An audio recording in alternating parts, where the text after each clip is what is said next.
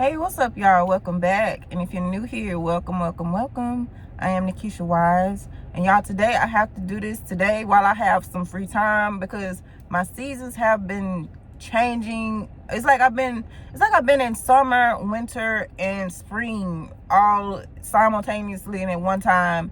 And they've been changing, like diapers, okay? They've been changing like Pampers, like Huggies, like a bag of pennies. I'm just saying.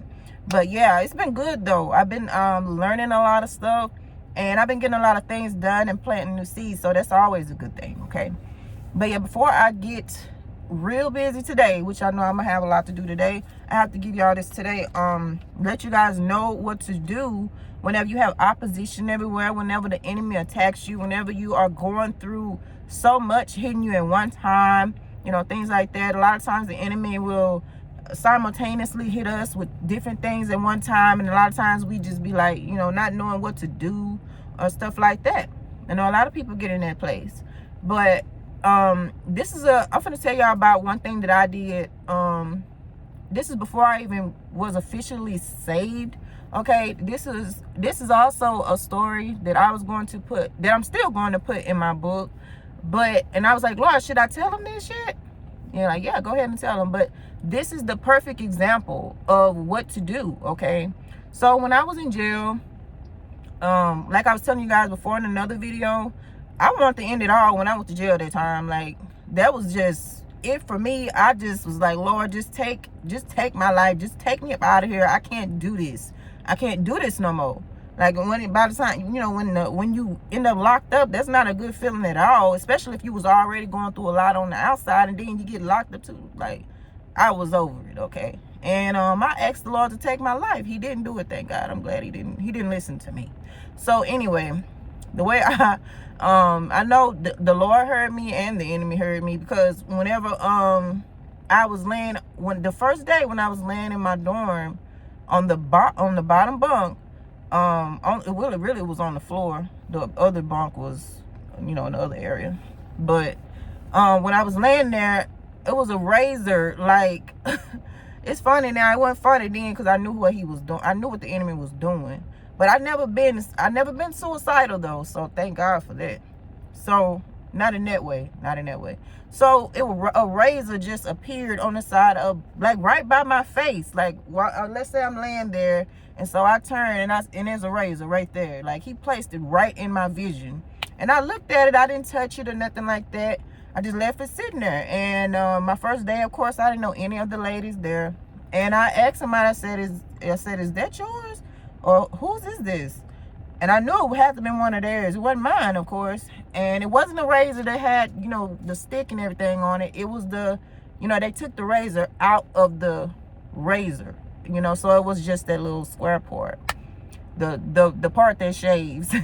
And so the lady, she was like, oh yeah, that's mine. And so that's what she got. She picked it up and she put it in her bra. And I'm like, how is this not cutting her? But she had some kind of way she was putting it in her bra and it wasn't cutting her. And so when she did that, it happened again when I was laying down there, and the razor ended up beside my boat again. And I looked, I said, you dropped your razor again. And so I'm in my head, I'm like, wow, I know what this is. I knew what it was. So anyway, the first day or the second day, once I kind of cooled down just a little bit or something, I started reading my word. And by the way, this is where I started understanding the word. At was when I went to jail that time.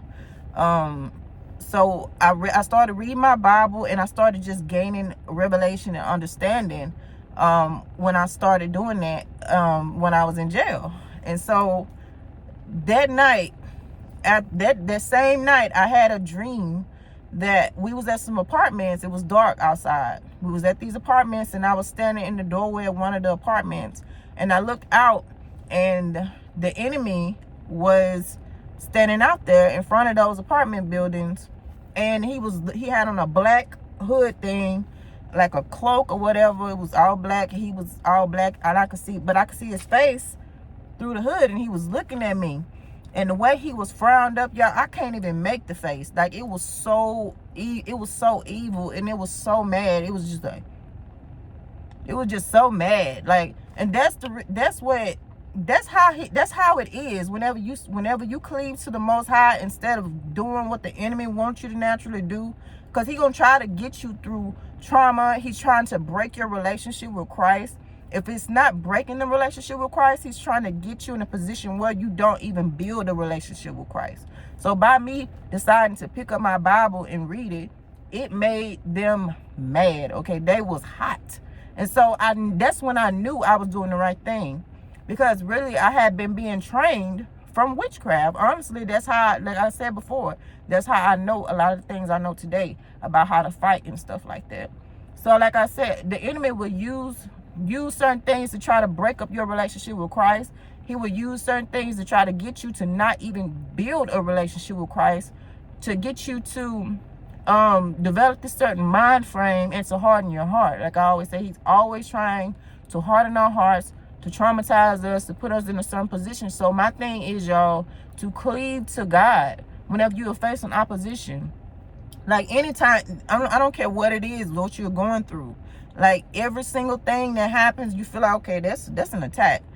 Pick up your word, read it, pray, get into prayer, fast, do what you got to do. And I'm telling you, it's going to be just like, you want to get to a position where certain warfare don't even bother you no more.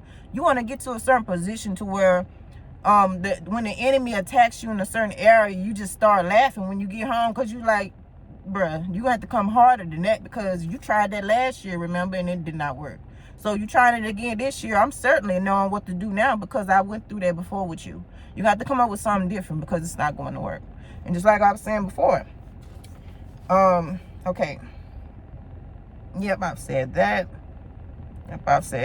I think that's all that he wanted me to tell you guys. But hopefully I get a chance to start putting out more videos.